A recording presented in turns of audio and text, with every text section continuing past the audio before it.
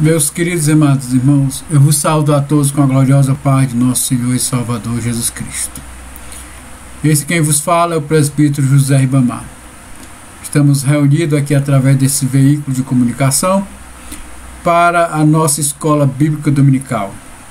Nós pertencemos à Igreja Evangélica Assembleia de Deus, Ministério Templo Central em Tianguá, igreja esta presidida pelo pastor Silas de Souza Cabral. Meus irmãos, nós iremos iniciar a nossa escola bíblica com uma oração. Eterno Deus, Pai de nosso Senhor e Salvador Jesus Cristo, te agradecemos por este momento, ó Pai, que o Senhor nos concede para estarmos aqui, ó Pai, para aprendermos a Tua Palavra.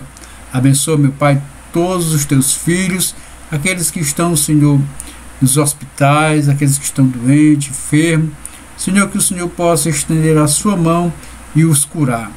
Aqueles que estão, Senhor, em terras longínquas, missionários, ser com ele, meu Pai, para dar-lhe, Senhor, a vitória. Abençoa a tua igreja em toda a face da terra, pois é isso que te peço, em nome de Jesus Cristo. Amém. Meus queridos e amados irmãos, nós estamos estudando a revista Os Princípios Divinos em Tempos de Crise, a reconstrução de Jerusalém e o avivamento espiritual como exemplo para os nossos dias. Reconstrução. A nossa sociedade passa por um momento de crise e estamos saindo da crise. Estamos nos reconstruindo. E essa reconstrução, ela se dá no campo material, mas também no campo espiritual. E na lição de hoje, nós iremos estudar a lição de número 7, lição essa que tem como título: O povo de Deus deve separar-se do mal. A leitura bíblica em classe, ela encontra-se em Esdras, no capítulo de número 2, e o versículo 59 ao 62. Nos diz assim o texto bíblico: Também estes subiram de Tel-Meloá e Tel-Assá, Querube, Adã e Miné, porém não puderam mostrar a casa de seus pais e sua linhagem, se de Israel eram. Os filhos de Delaías, os filhos de Tobias, os filhos de Necoda, 652. E dos filhos dos sacerdotes, os filhos de Abaías, os filhos de Coás, os filhos de Basilai, que tomou mulher das filhas de Basilai, o Gileadita, e que foi chamado do seu nome. Estes buscaram o seu registro entre os que estavam registrados nas genealogias, mas não se acharam nelas, pelo que por imundos foram rejeitados do sacerdote. Esdras 4, 2 ao 3.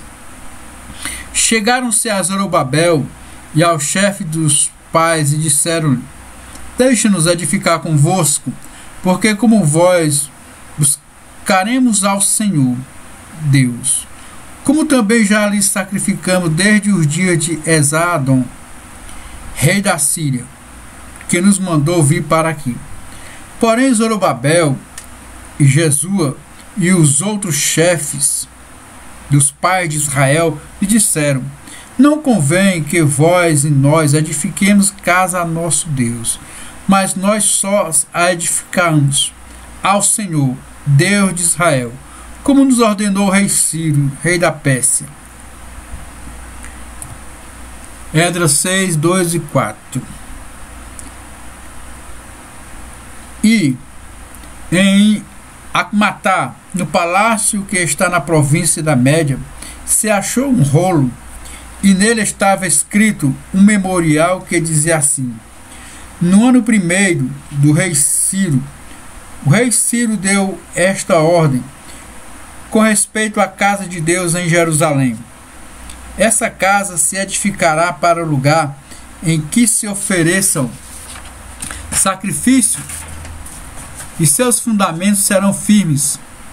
A sua altura de 60 côvados e a sua largura de 60 côvados, com 3 carreiras de grandes pedras e uma carreira de madeira nova, e a despesa se fará da casa do rei. O textuário nos diz assim, 2 Coríntios capítulo 6, versículo 17: pelo que saí do meio deles e apartai-vos, diz o Senhor, e não toqueis nada imundo, e eu vos recebereis. Verdade prática: o mundanismo na igreja corrompe os bons costumes e extingue a santidade. Meus queridos e amados irmãos, vamos orar mais uma vez, agradecendo ao Senhor por esta palavra. Eterno Deus, Pai de nosso Senhor Jesus Cristo, te agradecemos, Pai, pela tua palavra que foi lida. Nos dá, Senhor, sabedoria e entendimento, graça, ó Pai, e paz para com todos os homens, para que possamos, ó Pai, conviver, ó Deus, em harmonia com todos. Nos dá, Senhor, o entendimento da tua palavra. É isso que te peço para a tua igreja. Amém. Amados e queridos irmãos, na lição de hoje nós iremos abordar um tema, uma primícia na realidade do Senhor, quando o Senhor pede que o seu povo se aparte, se separe, deixe de lado aquilo que é mal aos seus olhos, né? A lição de hoje, o Senhor, ele requer isto de nós, e venhamos a cada um de nós a ser o seu povo. O povo de Deus, ele deve realmente se separar do mal. Amém?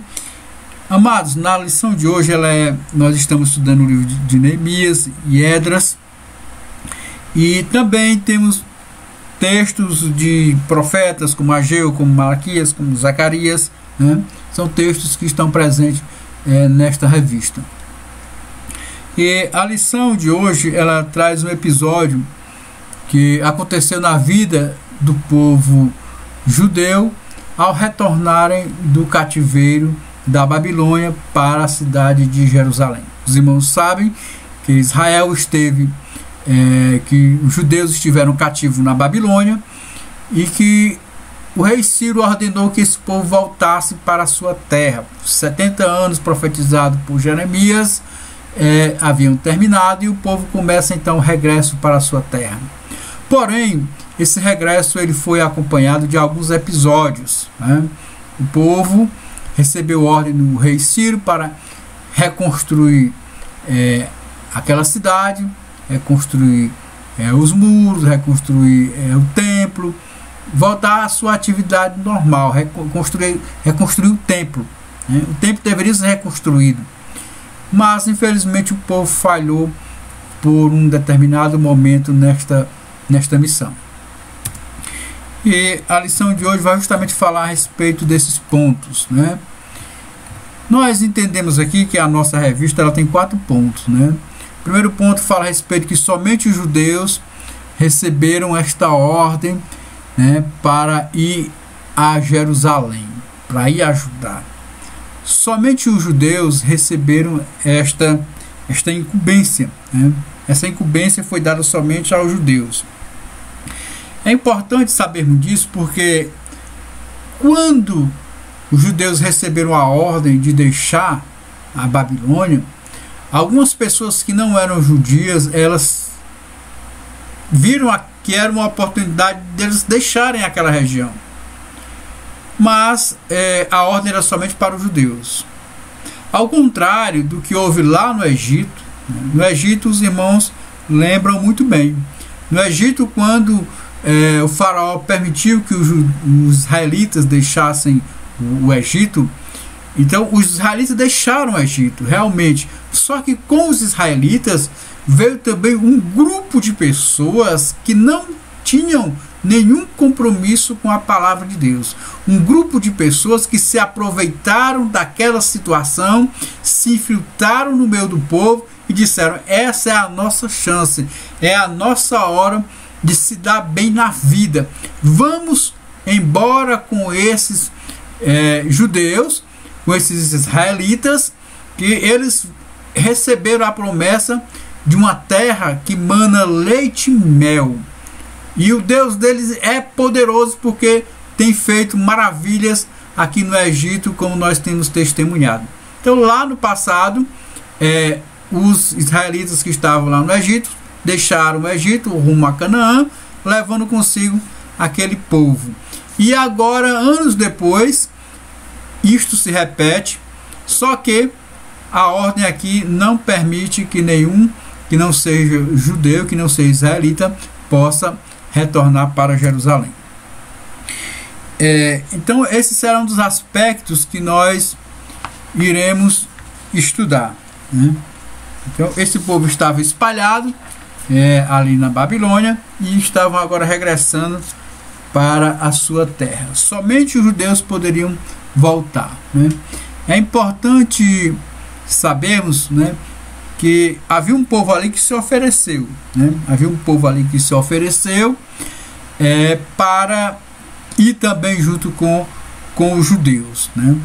Mas, graças a Deus, onde nós temos um servo de Deus atento, sabe reconhecer o perigo e então sabe dar a resposta correta.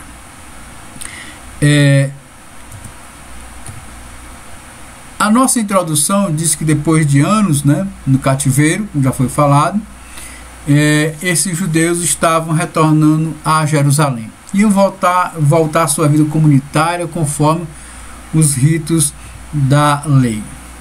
A ordem, portanto, dizia que somente os judeus retornariam a Judá. Aqueles que comprovassem a sua, digamos assim, tivesse um ancestral judeu, né, a sua ascendência, realmente ele fosse um judeu puro, ele poderia retornar, né? E aquele povo que esteve ali no Egito, eles guardavam as suas genealogias, né? As suas genealogias. Espiritualizando este episódio, saiba que Deus sabe discernir os que são seus e os que não são seus. Ele consegue falar e ver somente para aquelas ovelhas que são do seu pasto, que são do seu redil. Então o Senhor conhece todas as ovelhas.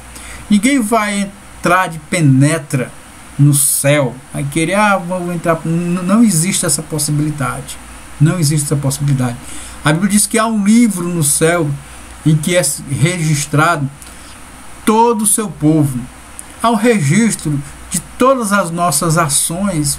Tudo está patente diante dos olhos do Senhor. Então Deus, ele não aceita aquela mistura, aquele povo mestiço que estava ali infiltrado. E alguns até alegavam que eram descendentes de sacerdote, filho de sacerdote, mas quando se buscou na lei, observou-se que aquelas pessoas não faziam parte do povo de Deus, né? Nós entendemos que também nos dias de hoje muitas pessoas, elas se achegam ao meio evangélico, né, para buscar benefícios, e apresenta-se como sendo um servo de Deus, mas na realidade não é, um lobo, muitas das vezes, que está infiltrado no meio do povo de Deus. A experiência do povo de Israel já tinha demonstrado, né? A experiência tinha demonstrado que ao retornar para a Babilônia, ao retornar da Babilônia para Israel, levar consigo aqueles que não eram judeus traria grandes problemas. Eles lembraram do que aconteceu quando eles deixaram o Egito. Quando saíram do Egito, aquele povo que acompanhou eles deu muito problema. Então já tinham esta lição em mente. O primeiro ponto nos diz que os judeus mestiços, nascidos de casamento misto na Babilônia, eles não puderam retornar. Não puderam retornar. Esses judeus mestiços, eles não retornaram de maneira nenhuma. Eles ficaram lá na Babilônia. Judeus que haviam contraído matrimônio com mulheres da Babilônia, seus filhos não puderam retornar para Jerusalém. Certo?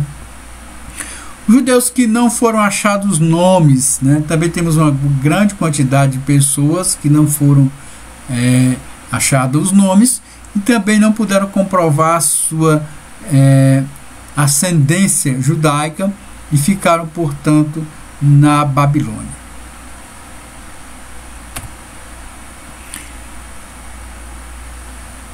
Nós entendemos aqui, e o apóstolo Paulo nos orienta, que o cristão ele não deve, digamos assim, entrelaçar-se, ter um jugo desigual com alguém. O cristão não deve, de maneira alguma, se aproximar de uma pessoa, diga aproximar-se intimamente, ter ligações que venham a fazer com que ele possa desistir da sua fé, abandonar a sua fé, dar ouvido, se aconselhar com pessoas que não têm o mesmo propósito de fé, que não caminham junto conosco. Temos que ter muito cuidado nessa questão do jugo desigual. Queremos colocar duas pessoas para andar juntas que pensam diferente, que não comungam da mesma fé, das mesmas ideias. Isso é um perigo que ronda o povo de Deus. E o apóstolo Paulo nos faz essa recomendação aos Coríntios, capítulo 6, versículo 14, 15. Ele faz essa advertência sobre o perigo do jugo desigual.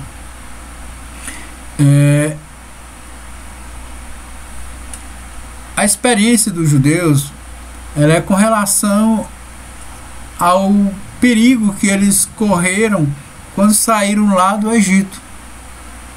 Quando foram lá no trajeto para Canaã,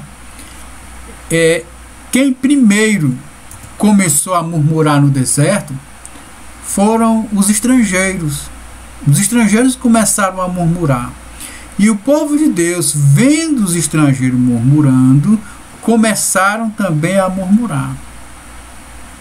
Então, essa aproximação da igreja com o mundo, das coisas sagradas com o profano, faz com que o povo possa ser corrompido. O povo possa ser corrompido. A igreja tem que se primar por uma linha que não venha a, digamos assim, espancar as pessoas, afastar as pessoas da oportunidade de conhecer a Cristo, mas ela também não pode ceder aos encantos das pessoas, aos talentos das pessoas. Nós vamos observar aqui, meus queridos irmãos e irmãs, que aqueles estrangeiros que estavam no meio do povo, eles se encheram de gula, né? Tornaram a queixar-se, a dizer: se nós tivéssemos no Egito, né? Para comer carne, comer isso, comer aquilo outro. Então o cristão ele tem uma vida que ela é regrada, ela é pautada, direcionada, dirigida por Deus. Ela não é uma vida desregrada. Ela é uma vida que é pelo caminho estreito. E se o cristão começar a dar ouvido àqueles que andam pelo caminho largo, ele acaba certamente ficando no meio do caminho, no meio do deserto. Houve uma geração que ficou no meio do deserto. Aquele povo poderia ter concluído aquele trajeto, segundo alguns estudiosos, 40 dias, 30 dias, considerando aí o passo das crianças, dos animais, mas levaram cerca de 40 anos. Levaram 40 anos. E a Bíblia nos diz que foi pela murmuração, os murmuradores, os levantes, as rixas que houveram ali e que possivelmente não teve uma origem dentro do povo de Deus, e sim naquelas nações que se purificaram para sair também do Egito, tá certo? Então o povo que saiu era um povo que estava aí desejando, né? Desejando aquelas comidas do Egito, e Deus não se agradava deles, né? Deus não se agradava daquela mistura que estava ali. O povo ia para uma terra que manava leite e mel, mas estava com saudade aí das comidas do Egito, né? Queremos dizer a você que Deus tem um céu para nós. Deus tem algo maravilhoso, aquilo que os olhos não viram, que os ouvidos não ouviram, são as coisas que Deus tem preparado para os cristãos, para os crentes. Mas se nós passarmos a dar ouvidos às pessoas que não querem e que não têm compromisso com a palavra, certamente iremos cair no mesmo engano em que esses israelitas caíram lá com aquelas nações que deixaram o Egito. Então Deus, ele não aceita mistura do seu povo com o mundo, né? Vale lembrar que nós estamos falando aqui de uma mistura espiritual. Uma mistura espiritual. É preciso que fique bem claro isso para os nossos amados irmãos. E também uma mistura de negócios, né? Coisas que causam uma afinidade muito grande. O crente tem que ter muita sabedoria na hora de escolher as pessoas com quem ele deve se relacionar, tá certo? O segundo ponto, nós observamos aqui quem eram esses samaritanos, né? Quem eram os samaritanos? Os judeus, eles não aceitaram a ajuda dos samaritanos, mas os samaritanos, eles eram uma mistura de gente. Eles apareceram, está aí no slide, aí no ano 721 a.C., quando o rei Ciro de Israel foi derrotado pelo exército. Quando o rei de Israel foi derrotado pelo exército de Sargão II, e as 10 tribos do reino do norte levaram cativo para a Síria. 1 de Reis 17:24. Né? O reino do norte, a capital era Samaria, onde ficavam as 10 tribos. E os assírios lá chegaram, né, em 721, 722, transportaram aqueles judeus que moravam ali, tá certo? O reino de Salomão, que era o reino de Judá, o reino do sul, ainda permaneceu por alguns anos e depois foi levado para a Babilônia, né? Então, por ordem do rei da Síria, foram trazidos para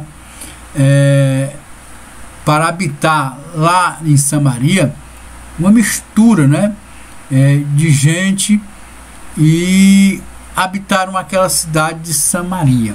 Essa mistura de gente, eles também casaram com alguns judeus ou israelitas que ficaram lá em Samaria. Então, uma mistura, um sincretismo religioso, né? O sincretismo religioso. A gente vai perceber que esse povo que ficou lá, eles herdaram a cultura, os templos, alguns costumes, com certeza livros e outros utensílios daqueles israelitas que deixaram, e acabaram absorvendo parte daquela cultura, da religiosidade do povo, e ficou um povo híbrido. Eles tinham seus deuses, né, porque os que foram levados para Samaria para substituir os israelitas, eles eram pessoas que não eram de boa índole lá onde eles moravam. Não eram. Eram pessoas que davam trabalho às autoridades, muitos eram criminosos, né? E povoaram aquela cidade. E com o passar do tempo fizeram casamentos, né? Então o povo foi crescendo e se multiplicando ali naquela região, tá certo?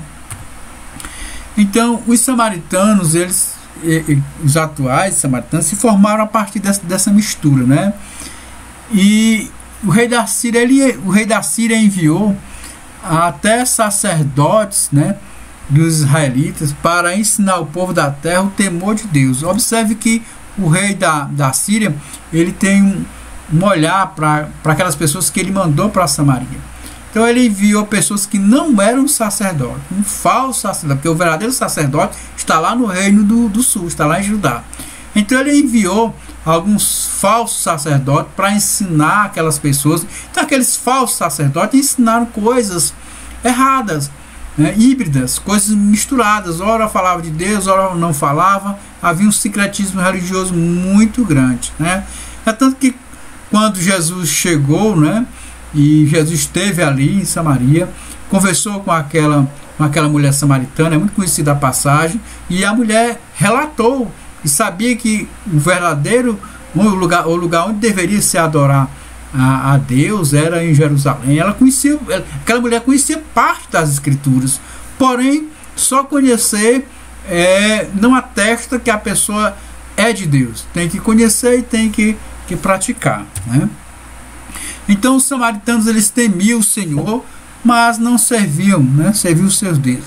Eles aceitaram o ensino do sacerdote israelita, mas não deixaram a idolatria, né? Tem pessoas que se aproximam realmente da igreja, do povo, aceitam os ensinos, aceitam os conselhos dados pelo pastor, as orientações previstas aqui na Bíblia, mas elas acabam querendo viver da maneira que viveu anteriormente. E Jesus disse que é necessário nascer de novo, né? É necessário nascer de novo para adentrar o reino dos céus.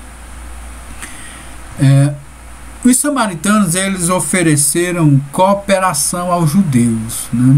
É muito interessante essa passagem, quando os samaritanos procuram oferecer cooperação aos judeus para começar a construção do templo, né? Para começar a construção do templo, os samaritanos oferecem sua ajuda.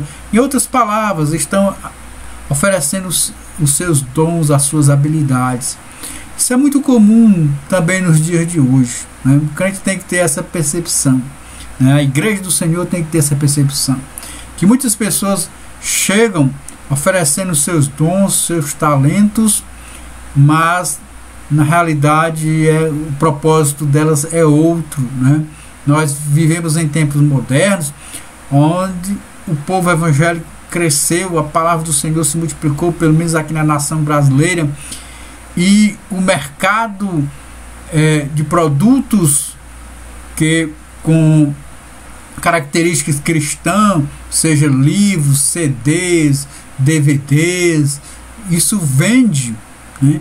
E algumas pessoas, observando que isto constitui um mercado, se aproximam, né, da fé cristã, dizendo-se que estão agora querendo servir a Deus, para implementar os seus produtos, para venderem os seus produtos, né? E o povo cristão tem que estar atento a essas questões.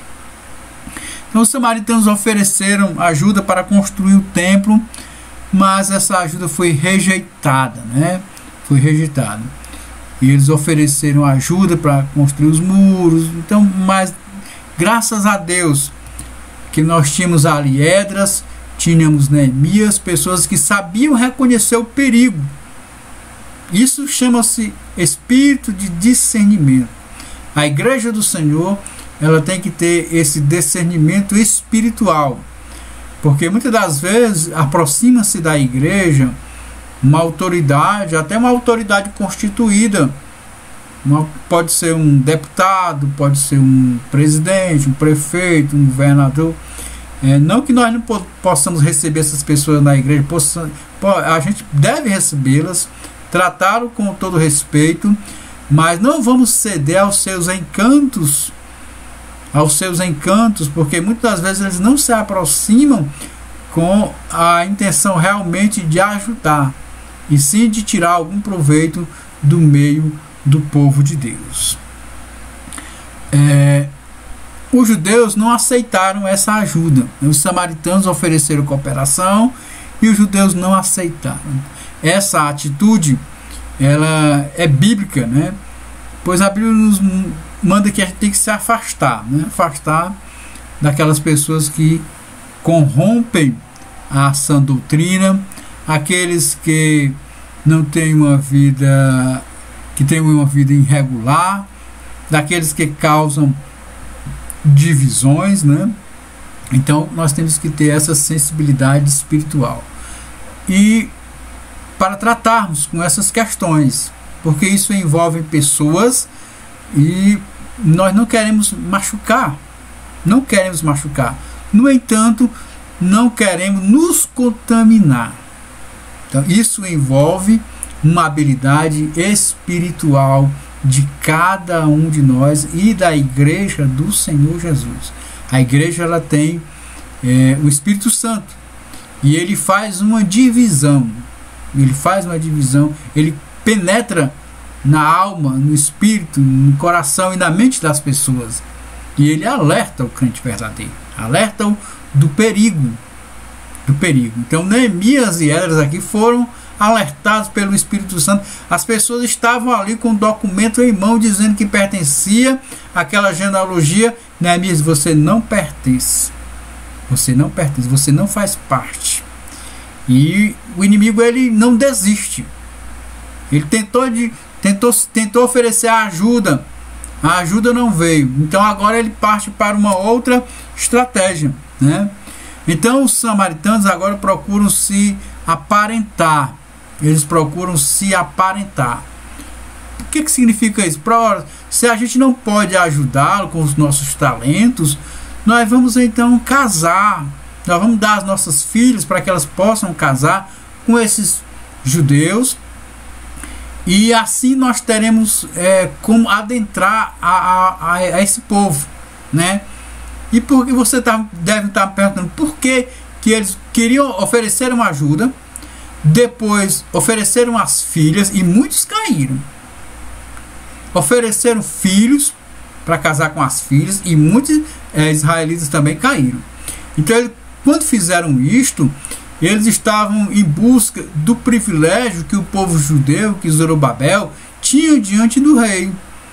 O rei Ciro era a maior autoridade, gozava de uma autoridade e de um prestígio junto ao rei. E Zorobabel tinha esse prestígio, né? Tinha esse acesso. E hoje o povo cristão, ele tem acesso, o crente, ele tem acesso a Deus, a maior autoridade do mundo.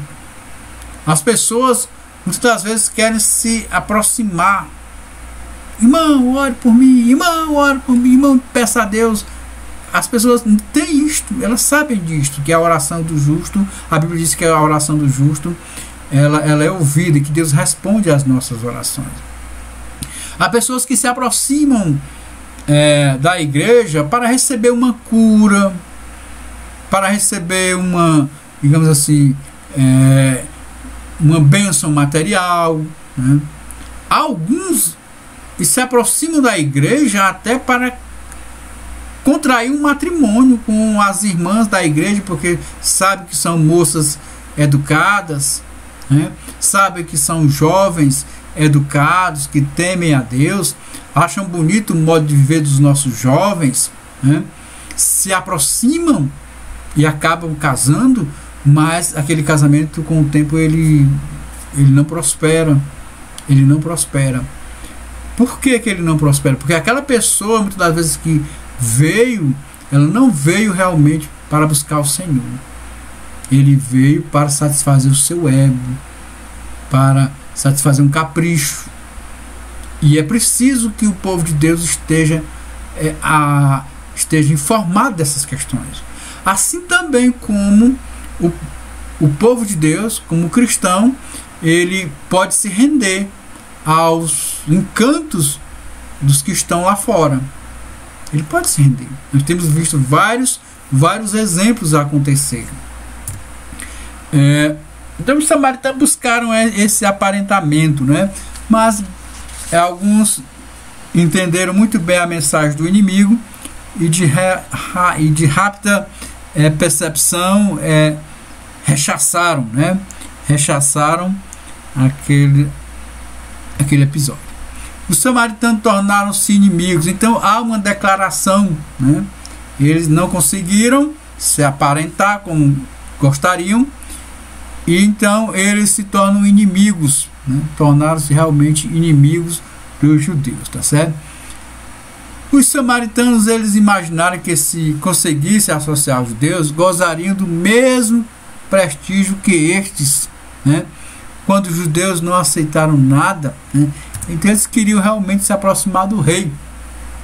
E ao se aproximar do rei, o caminho era se aproximar dos judeus. Aproximando-se dos judeus, se aproximariam dos judeus. Os judeus só seriam uma escada para que eles pudessem subir, digamos assim, naquela escala social de aproximação com o rei Ciro. Mas, infelizmente, graças a Deus, eles não conseguiram êxito naquela investida. Então declararam guerra mesmo, né? Declararam guerra e então fizeram cartas, né? Enviaram aí aos monarcas da região, e alguns que eram inimigos dos outros se digamos assim, ficaram amigos e investiram todo o seu poderio contra os judeus, e realmente o templo ficou parado, a construção do templo parou, houve um embargo, aquela obra foi embargada com ordem mesmo do rei, por conta que aqueles samaritanos construíram uma retórica para o rei, né? E então aquela obra foi embargada. 15 anos, de 15 a 18 anos, aquela obra ficou parada, tá certo? Porque os samaritanos, eles falharam, mas não desistiram e tiveram aí êxito momentaneamente. Então os samaritanos imaginaram que se conseguisse associar aos judeus, gozariam dos mesmos prestígios que estes. O ponto de número 3 aqui, meus queridos e amados irmãos, retornando do cativeiro. Vamos aprender aqui um pouco sobre o retorno do cativeiro, né? Israel separou-se do mal, né? Israel separou-se do mal. Toda a história de retorno do cativeiro, nós temos dois cativeiros. Nós temos o cativeiro que aconteceu lá no Egito, e temos o cativeiro babilônico. No cativeiro lá do Egito, como falei aqui anteriormente, os judeus, eles levaram consigo aquele povo que não eram judeus e não era israelita, né? Não existia judeu, era israelita, né? Israel saiu e muita gente pegou carona. Aquela carona daquelas nações foi maléfica, não trouxe nenhum benefício para Israel, nenhum benefício em números, nenhum benefício espiritual. Não teve benefício espiritual, muito pelo contrário, teve prejuízo. Vejamos aqui, quando Josué se preparou para passar o Jordão, Deus então pediu que Josué fizesse a santificação do povo. O povo foi santificado, o povo foi limpo pela palavra, né? E o povo venceu, né? O povo passou pelo Jordão, o povo já estava dentro da terra prometida, né? Quando o povo acampou do outro lado do Jordão, ali já começa a terra prometida. O povo circuncidou-se, passou pelo Jordão, O povo viu a grande cidade de Jericó. O povo lutou? Não. Foi Deus que derrubou os muros de Jericó. Os arqueólogos provam, né? Recentemente eu vi um documentário e um arqueólogo falando que encontraram os muros daquela cidade, e os muros daquela cidade eles simplesmente implodiram. Irmão, o que é isso? Eles afundaram. Alguém diz, foi um terremoto. O arqueólogo diz, não, aqui não há indício que seja um terremoto. É como se a terra cedeu. A terra cedeu e aquela cidade ficou desprotegida, e os israelitas então entraram e a conquistaram, né? E a conquistaram. Deus trabalhando pelo povo, porque o povo estava santificado. Mas na frente eles vão encontrar uma cidadezinha pequenininha. Uma cidade pequena que talvez muitos israelitas pensou, se Jericó caiu, a cidade de Ai é para nós, a gente vai passar por cima. A gente vai fazer igual um trator de esteira, né? Estou só comentando aqui, mas naquela época ele não se passava pela cabeça dele. Mas é como se alguém dissesse, a gente vai passar com os nossos carros sobre essa cidade. Achava que aquela cidade, pelo fato de ser pequena, poderia ser facilmente destruída. Porque havia uma ordem de Deus. Lá em Jericó você vai conquistar aquilo que não for do agrado de Deus, é para queimar aquilo ali. Não se agrada não. Mas tinha uma capa. Olha a capa babilônica, né? Tem aí a Acã que vai prejudicar o povo, né? Quando se faz uma análise da vida de Acã, percebe-se a influência dele, o mal que ele está fazendo no meio do povo, tá certo? Se ele tivesse ficado no Egito, era melhor para... Se ele tivesse ficado lá no Egito, era melhor para o povo de Deus. Se Acã não tivesse vindo, era muito melhor para o povo de Deus. Se os murmuradores não tivessem vindo, era muito melhor para o povo de Deus. Aprenda isto, né? Vamos acolher, vamos abraçar. A gente abraça, a gente acolhe. Tenha discernimento espiritual. Tenha discernimento espiritual. Nosso pastor Silas, é uma pessoa que consegue, né, fazer um discernimento espiritual. Muitas pessoas chegam na casa pastoral e contam uma história e contam outra, e o pastor consegue, com a graça do Espírito Santo, fazer essa distinção espiritual. O anjo do Senhor apareceu a Josué, né, um episódio conhecido de todos nós, e Josué então santificou o povo, né? O lugar, tudo estava ali santificado, né? Mas e a derrota que houve, né? Então o Senhor fez uma revelação para Josué, né? Josué não conseguiu derrotar aquela pequena cidade de Ai. E o Senhor revelou que havia, né, pecado, havia ali no meio do povo, Israel estava em pecado, né? Não poderia sustentar, né? Israel não iria prevalecer enquanto estivesse em pecado. Então, o pecado é revelado ali para Josué, que tira o pecado, né? Afasta aquele homem, sua família que estava envolvido naquele pecado. Então Israel prossegue com a sua jornada. Então Israel ele foi derrotado, como os irmãos bem sabem, né, a cidade de Ai, e Deus exige novamente que eles se consertem, tá certo?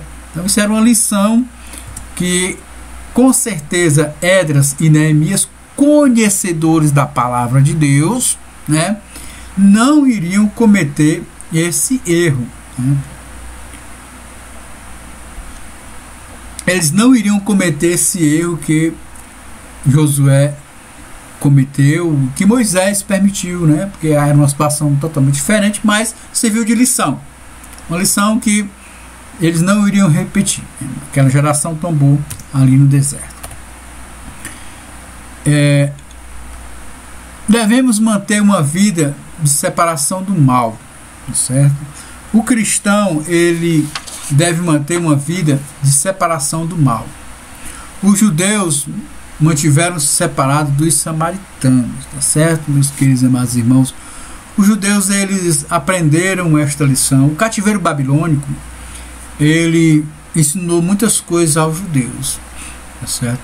Lá na Babilônia, eles desenvolveu-se o Sinédrio, né? Diz que o Sinédrio, logo ao chegar em Jerusalém, foi instalado o Sinédrio, mas a célula dele foi lá na Babilônia. A princípio era um grupo de sacerdotes, de pessoas comprometidas com a palavra. Posteriormente eles vão se transformar nos fariseus, né? Aquilo que o Senhor começa a, digamos assim, rejeitar, aquele farisaísmo, aquele faz de conta, certo? Lá na Babilônia, aquele povo foi curado da sua idolatria. Você não vê um judeu idólatra, né? Você não vê um judeu idólatra. Judeu genuíno, ele não é idólatra. Alguns judeus que tem aí se aparentaram com outras pessoas de outras nações, esses infelizmente se corromperam e são idólatras e feiticeiros e outras coisas mais, que são práticas que a palavra de Deus ela condena. A Bíblia condena a feitiçaria, a Bíblia condena a idolatria, a Bíblia faz essas condenações e outras coisas mais, né? Então os judeus, eles foram curados, pelo menos desta doença, tá certo? Os judeus mantiveram-se separados dos samaritanos, né? E os samaritanos, quando o Senhor Jesus esteve entre nós, tem aquele episódio. Jesus se encontrou com aquela mulher samaritana. Havia o costume na época de judeu não se comunicar com o samaritano, lá da época de Neemias. E Jesus, então, amados irmãos, ele abre o coração daquela mulher com o genuíno evangelho. Aquela mulher havia sido ensinada erroneamente. O sacerdote que havia ensinado os ancestrais daquela mulher não ensinaram a palavra como ela é. Então veja bem como é importante nós termos bons ensinadores da palavra. Se o povo não for ensinado, o povo se corrompe. A palavra de Deus diz: meu povo sofre por falta de entendimento. Se o povo não for bem ensinado, o povo vai pecar, o povo vai fazer coisa que não deve. Pensa estar fazendo a coisa certa, mas não está. Acha que aquele caminho é um caminho de vida, mas na realidade é um caminho de morte. A Bíblia diz que há caminhos que para o homem vai a vida, mas na realidade é a morte. A ajuda que os samaritanos queriam dar, se fosse nos dias de hoje, eu acho que muitas pessoas aceitavam. Eu quero dizer que Deus não está interessado em quantidades. Deus está interessado em qualidades. Não estou aqui querendo dizer também que é só um pequeno grupo que vai alcançar a salvação. Não. A Bíblia diz que João viu uma multidão. Uma multidão. Mas esta multidão, ela tem que passar por um processo do novo nascimento. Novo nascimento. E tem que ser ensinada por pessoas que realmente conheçam a palavra. Porque nem tudo é flores. Nem tudo é flores. O cristão, ele goza de bênçãos espirituais, de bênçãos em todas as áreas da sua vida, mas ele também tem aflições. O Senhor Jesus disse que no mundo tereis aflições. Aqueles samaritanos invejavam o modo de vida dos judeus, o privilégio que aquele povo tinha, o acesso que eles tinham ao rei. E nos dias de hoje isso acontece também. Isso acontece. Então os samaritanos tiveram essa separação, né? Desde os tempos de Neemias. Jesus disse mesmo para aquela mulher que o lugar que se deveria adorar, aliás, a mulher disse para Jesus: Senhor, eu conheço que a lei diz que o lugar que se deve adorar é lá em Jerusalém. E o Senhor Jesus pegou isso para ela, né? Deus procura os verdadeiros adoradores, aqueles que adoram o Espírito e em verdade. Jesus estava dizendo que nem em Samaria e que nem lá em Jerusalém não havia as pessoas que estavam, ou seja, o território onde elas estavam não lhes assegurava que elas adoravam a Deus, nem os judeus e nem os samaritanos. Deus estava em busca daqueles que adoram a Ele em espírito e em verdade. E ela conhecia, ela demonstrou conhecer as Escrituras. Ela demonstrou conhecer. Então, a Bíblia mostra exemplos, né, de servos de Deus, né, que duvidaram se realmente valia a pena, né, manter a linha de separação do mal. Eu quero dizer para você que vale a pena sofrer por Cristo. Vale a pena. A Bíblia diz que nunca o olho viu, nem o ouvido ouviu, nem chegou à mente humana aquilo que Deus tem preparado para os seus. Deus tem algo grandioso para você. As adversidades da vida, elas não podem ofuscar a glória que está por vir. Asaf era um servo de Deus. Asaf, se você ler o Salmo 73, eu aconselho que você leia o Salmo 73, você vai deslumbrar-se, vai entender, né, o desespero desse homem, e também vai ver a clareza que ele faz no final, porque começou a olhar o bem-estar do ímpio. Por que o ímpio prospera? Por que o ímpio não fica nem doente? Nós estamos vivendo em tempo de pandemia. Talvez você seja um que diga assim: se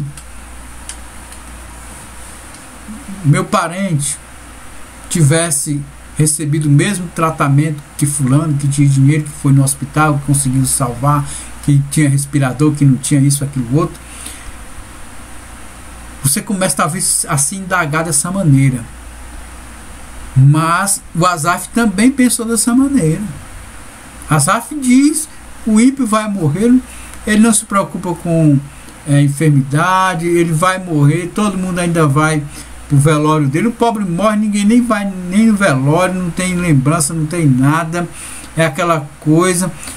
O rico é diferente. Asaf observava isto, né? Aqueles funerais, certamente da época dele, daquelas pessoas que eram importantes, mas ele diz: quando eu entrei na casa de Deus, eu entendi o fim delas, né?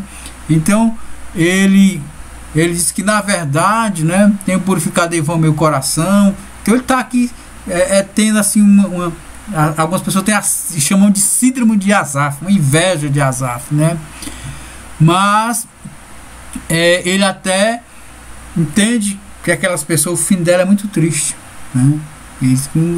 Aquelas pessoas vão morrer e elas certamente não retornarão da vida eterna e terão uma vida de condenação. E Asaf vai entender isso. Malaquias também respondeu ao povo, porque o povo nos dias de Malaquias, o povo também dizia-se, né, que em vão tinham servido ao Senhor, inútil tinham servido ao Senhor, tá certo? E Malaquias diz que há um memorial escrito diante dele para os que temem ao Senhor. Ou seja, Deus tem algo precioso para nós. Naquele dia haverá de se manifestar aquilo que realmente nós somos, certo? Deus vai manifestar aquilo que está reservado para aquele dia. Ali ele vai fazer a distinção entre as ovelhas e os bodes. Para alguns ele vai dizer: apartai-vos de mim. Para outros ele vai dizer: sejam bem-vindos, porque o que está aqui foi preparado para vocês antes da fundação do mundo. Antes da fundação do mundo. É algo grandioso que o crente ele deve almejar as coisas do céu.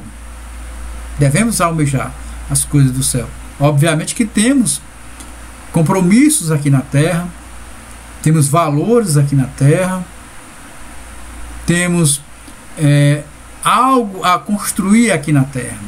Não vamos menosprezar tudo, né? Mas o nosso alvo é o céu.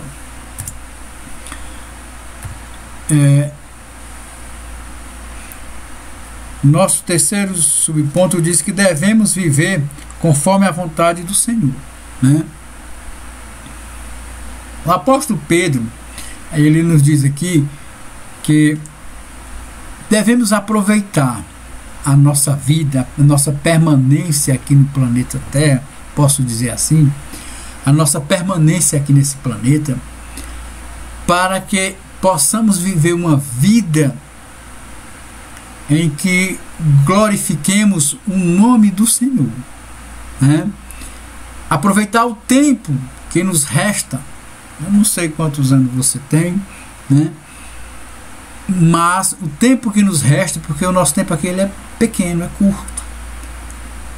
Devemos aproveitar esse tempo para servir o Senhor, para agradar o Senhor, fugirmos das concupiscências do mundo. Porque isto, ele diz, o apóstolo Paulo, esta é a vontade de Deus, a vossa santificação.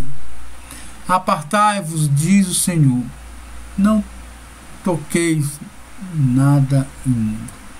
O Senhor tem esta vontade de nos santificar.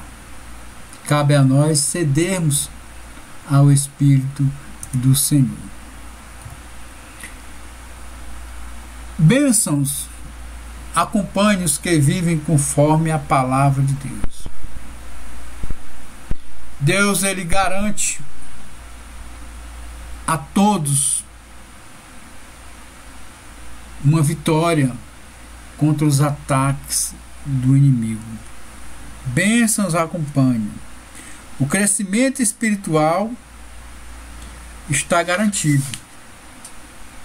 Plena liberdade de atuar na vida espiritual. Liberdade em Cristo.